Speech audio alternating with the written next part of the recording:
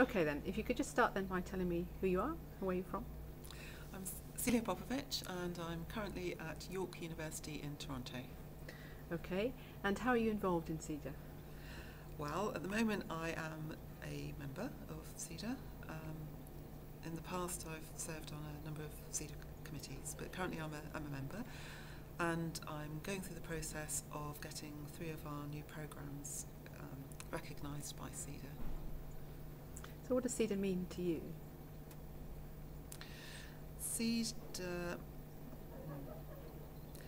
means to me an awful lot of things. I suppose I heard somebody else say this earlier, and actually this is what I think it is. It's about identity. It's about a collection of people that that share the values that I have and who do a job that's very similar to mine. And because in my normal day-to-day work that can feel quite an isolated position, it's coming together and knowing about people, not just in the conference, although that's the kind of most visible face of CEDA I think for most people, but it's also all the publications, it's the support. I've mentioned the courses we're getting accredited. It's having a validation for what we do in a way of trying to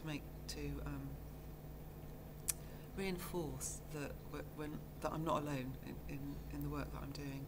So somehow CEDA encapsulates all of those things. So it's individual. I don't think I'm explaining it very well, but it's a combination of a very clear structure, clear different areas of activity that I can relate to and at different times I can call on. But it's also something a bit more nebulous, and it's a community, I suppose. Okay, well with that in mind, what impact has CEDA had on you? On me personally? On your professional practice? Massive impact. When I've only been at York for a year, and when I left, I did say to people that I actually owe this job to CEDA, and I really do, because I was involved in academic development for probably about 5 or 6 years before I got engaged with CEDA, and that's because I was working in a medical education context, and I was more involved with activities there. It was only some time into my practice that I really got involved with CEDA. But once I did get to know CEDA, that's when my career took off, because CEDA gave me the opportunity to become much clearer about my ideas and my philosophy, but it also gave me the opportunity to develop my professional skills. So, for example, engaging with the conference committee and eventually becoming co-chair with Fiona gave me a kind of learning ground, I suppose, with support from knowledgeable peers that helped me to get a better feel for how to develop conferences, but much more than that. Just all about my development in the field, I suppose.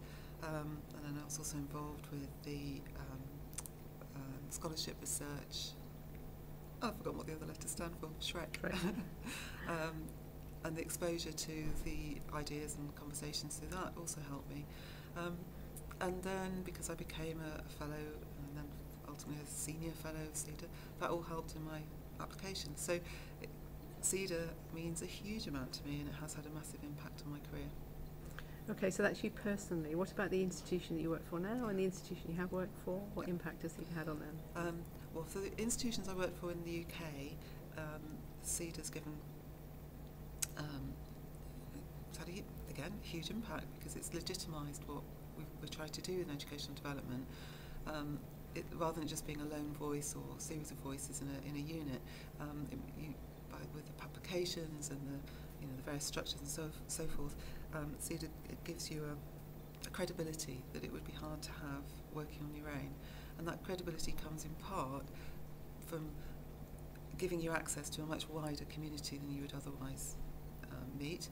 But it's also, as I said, the publications, the information that comes out every quarter with the Yeti and the newsletters and educational developers and so on. And that was not my tummy. You have to edit that. Yeah. That was the water. Right, start with Yeti then again. That's awful. That was really funny, because my stomach could easily make that noise.